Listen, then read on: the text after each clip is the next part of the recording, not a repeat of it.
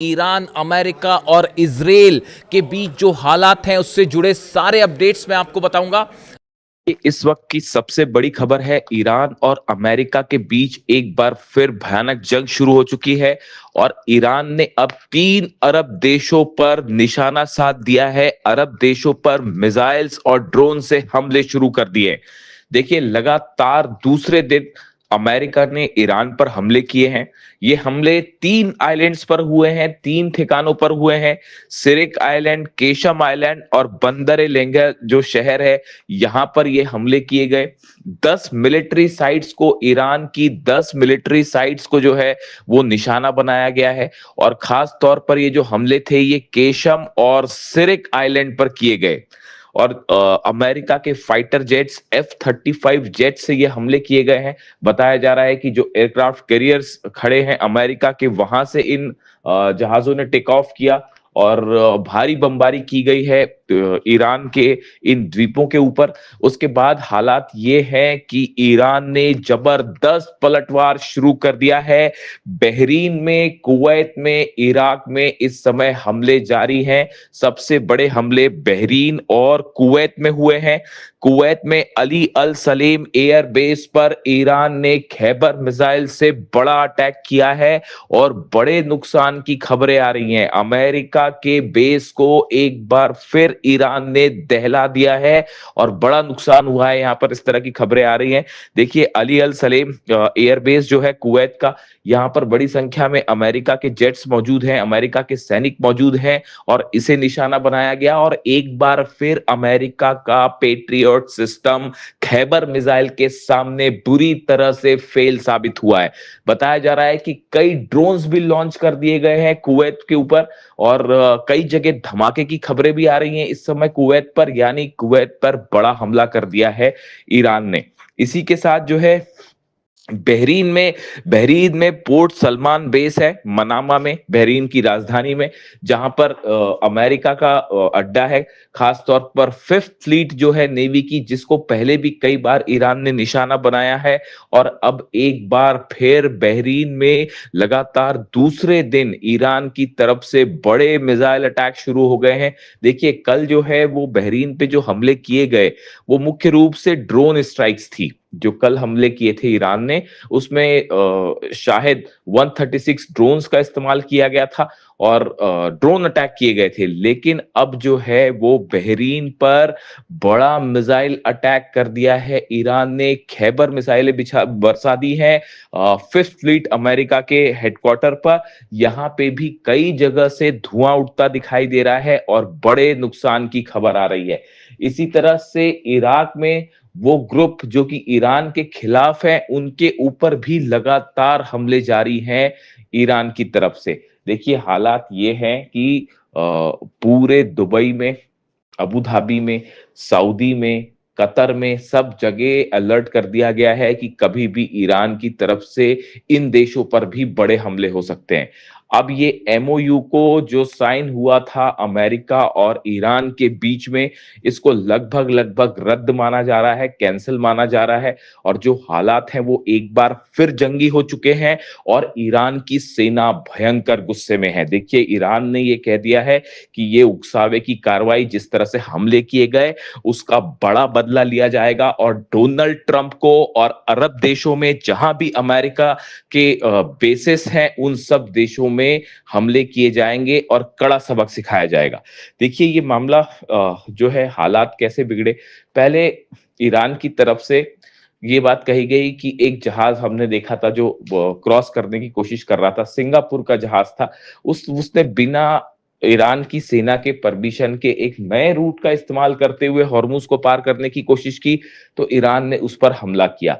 ये पहला जहाज था जो अभी ये नए दौर का विवाद हुआ इसमें हमले को लेकर। और कल फिर ईरान की तरफ से एक जहाज को निशाना बनाया गया है जो कि उसी नए रूट से निकलने की कोशिश कर रहा था। और इसको ईरान की तरफ से जो है वो वार्निंग दी गई कि इस जहाज को रोकने के लिए कहा गया, लेकिन ये जहाज नहीं रुका। इस पे पनामा का फ्लैग लगा हुआ था, पनामा फ्लैग शिप था, एमटी कीकू इसका नाम बताया जा रहा है, और इसमें 2 मिलियन बैरल ऑयल था, 2 मिलियन बैरल ऑयल भी इस पे था। ईरान की तरफ से इसे रोकने की बात कही गई, वार्निंग्स दी गई, लेकिन जहाज नहीं रुका तो ईरान ने हमले कर दिए। देखिए दरअसल अब ये पूरी जंग जो है वो हॉर्मूज पर कंट्रोल को लेकर शुरू हो गई है। एमओयू जो साइन हुआ है उसके मुताबिक हॉर्मूज से जो जहाज निकलेंगे वो पूरी तरह से ईरान की देख रेख में निकलेंगे। यानी हॉर्मूज खुलता है तो ईरान की देख रेख में जो है वो खुलेगा। लेकिन अब हालात ये हैं कि अमेरिका कई अरब मुल्कों के साथ मिलकर हॉर्मूज में एक नया रास्ता बनाने की कोशिश में जुटा है। वो पूरी तरह से ईरान को बाईपास करके यहां से जहाज निकालना चाहता है। ये एक बड़ी साजिश बताई जा रही है अमेरिका की कुछ अरब देशों के साथ मिलकर हॉर्मूज में, ऐसा ईरान का कहना है। ईरान ने साफ कर दिया है कि हॉर्मूज ईरान का था, ईरान का है और ईरान का रहेगा, और यहां पर किसी तरह की साजिश होगी तो उसका जवाब खैबर मिसाइलों से दिया जाएगा, उसका जवाब ड्रोन से दिया जाएगा। और हॉर्मूज में एक बार फिर ईरान की तरफ से जो हमले हुए हैं उसने ये साबित कर दिया है कि अमेरिका चाहे लाख कोशिश करे, किसी भी अरब देश के साथ मिलकर कोई कोशिश कर ले हॉर्मूज पर कंट्रोल करने की, लेकिन हकीकत यह है कि हॉर्मूज में ईरान की परमिशन के बिना परिंदा भी पर नहीं मार सकता। और पिछले 2 दिन से ये हमले हो रहे हैं, ये बात एक बार फिर बता रहे हैं कि अमेरिका को मुंह की खानी पड़ेगी हॉर्मूज में। देखिए हालात ये है, ये जितने समय का सीज फायर रहा, जितने आइलैंड्स थे उन सब आइलैंड्स पर ईरान ने अपने मिसाइल लॉन्चर्स को मजबूत कर लिया है, अपने ड्रोन लॉन्चर्स को मजबूत कर लिया है। इसका नतीजा यह है कि अगर ईरान की सेना की जानकारी के बिना जहाज निकलने की कोशिश करेंगे तो ईरान सीधा उन्हें निशाना बनाएगा और अमेरिका उनकी रक्षा नहीं कर सकता। आज बहरीन पर जिस तरह से हमले हो रहे हैं, कुवैत पर हमले हो रहे हैं, इसने एक बार फिर साबित कर दिया है कि अमेरिका अरब देशों की रक्षा नहीं कर सकता। अरब देशों का विश्वास अमेरिका से उठ चुका है। इसीलिए ईरान की तरफ से कहा गया था कि आप अमेरिका को एयर स्पेस ना दें, अमेरिका को हमले करने के लिए अपने देश की जमीन ना दें, वरना अंजाम बुरा होगा। और एक बार फिर मामला उसी तरफ बढ़ता दिखाई दे रहा है। अब हालात ये हैं कि एमओयू और सीज फायर जो है वो पूरी तरह से तार-तार हो चुका है, मामला बिगड़ चुका है। डोनाल्ड ट्रंप की तरफ से एक बार फिर नई वार्निंग आई है। डोनाल्ड ट्रंप ने कहा है कि no longer able to be reasonable. उन्होंने कहा है कि अब और संयम नहीं बरता जाएगा, ज्यादा रीजनेबल और नहीं हुआ जा सकता। Would be forced to militarily complete the job. उन्होंने कहा है कि अब सेना की मदद से हमारा लक्ष्य पूरा किया जाएगा। इसे एक प्रकार से इस बात का ऐलान माना जा रहा है कि अब अमेरिका और ईरान के बीच हालात और खराब होंगे और बड़ी जंग शुरू हो सकती है। इसी बात की वार्निंग रूस की तरफ से दी गई थी, इसी बात की वार्निंग चाइना की तरफ से दी गई थी।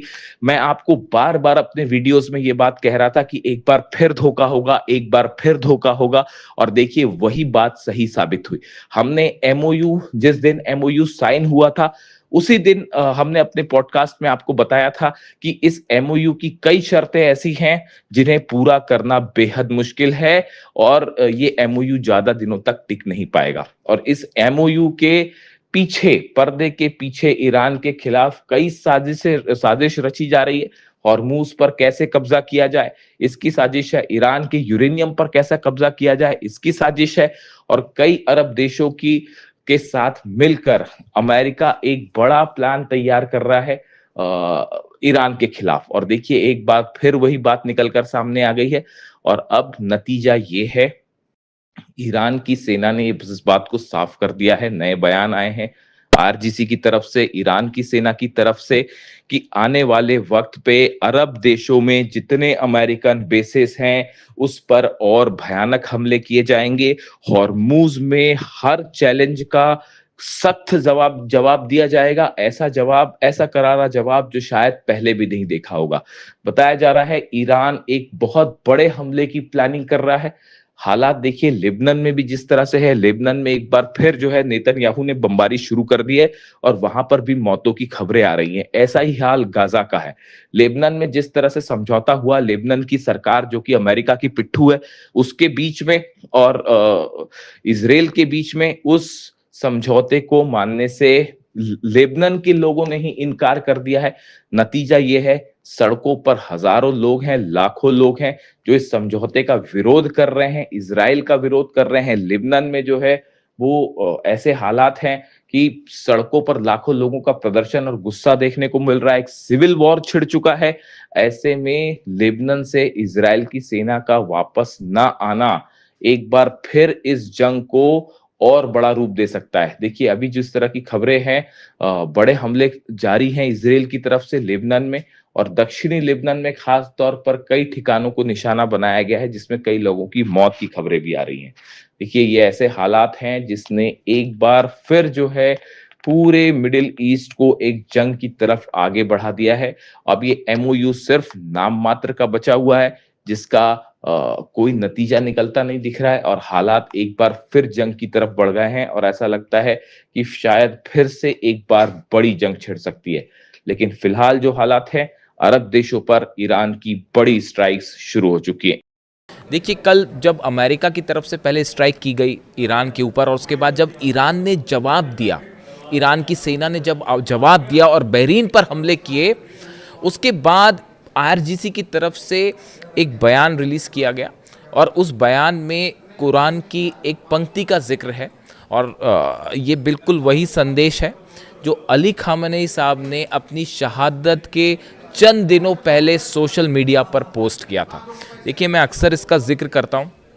मैं अली खामेनी साहब के जितने संदेश थे मैंने सब उनको फॉलो किए। उनकी शहादत के पहले जितने उनके वीडियोस थे मैं उनको फॉलो करता था। आखिरी जब उन पर हमला हुआ उसके चंद दिनों पहले उन्होंने अपने सोशल मीडिया पर एक पोस्ट उनके हवाले से किया गया था जिसमें कुरान की कुछ पंक्तियों का जिक्र था, जिसमें ये लिखा गया था कि अगर कोई आप पर हमला करता है तो उसको बिल्कुल उसी के अंदाज में जवाब दीजिए। ये बात अली खामेनी साहब ने पोस्ट की थी, और ये अमेरिका और इजराइल के रेफरेंस में उन्होंने पोस्ट की थी कुरान की पंक्तियों का, आयतों का जिक्र करते हुए। यानी देखिए अली खामेनी साहब ने जो बात कही, बिल्कुल उन्हीं पंक्तियों का इस्तेमाल अब ईरान की सेना ने भी किया है, और आईआरजीसी ने भी इन्हीं पंक्तियों को पोस्ट किया और ये कहा कि अगर कोई आप पर हमला करता है तो उसको उसी की भाषा में जवाब दिया जाना चाहिए। और ये रेफरेंस था अमेरिका के हमलों का, जिस तरह से अमेरिका ने हमले किए, और बिल्कुल अली खामेनी साहब ने जो रास्ता दिखाया उसी पर चलते हुए ईरान की सेना ने एक बार फिर अमेरिका के बेसिस पर जबरदस्त अटैक किया। मैं इसीलिए अक्सर कई बात ये कहता हूँ कि अली खामेनी साहब हमारे बीच में नहीं है, लेकिन उन्होंने अपनी सेना के लिए एक ऐसा विजन छोड़ दिया है, ईरान की जनता के लिए, ईरान के 9 करोड़ लोगों के लिए वो विजन छोड़ दिया है जिससे कभी ना अमेरिका और ना इजराइल, ना ही कोई और मुल्क कभी ईरान को नहीं हरा सकता। हराने की बात तो छोड़िए, आज ईरान सब पर अकेला भारी पड़ रहा है, चाहे वो अरब देश हो, चाहे अमेरिका की फोर्सेस हो, चाहे नेतन्याहू की फोर्सेस हो। और इसके पीछे यही विजन है, यही प्लानिंग है, यही दूरदर्शी है जो अली खामेनी साहब ने अपनी सेना को विजन दिया। इसीलिए मैं कहता हूं कि वो न सिर्फ एक अच्छे सुप्रीम लीडर बल्कि बेहतरीन मिलिट्री कमांडर भी थे। और ये ही उसका, ये जो कल ईरान की सेना ने जिस तरह से स्ट्राइक की और वो मिसाइल्स रुक नहीं पाई, ड्रोन्स रुक नहीं पाए, और जिस अंदाज में हमला किया, ये एग्रेसिव जेस्चर बताता है कि अली खामेनी साहब ने जो है वो ईरान की जीत सुनिश्चित कर दी है।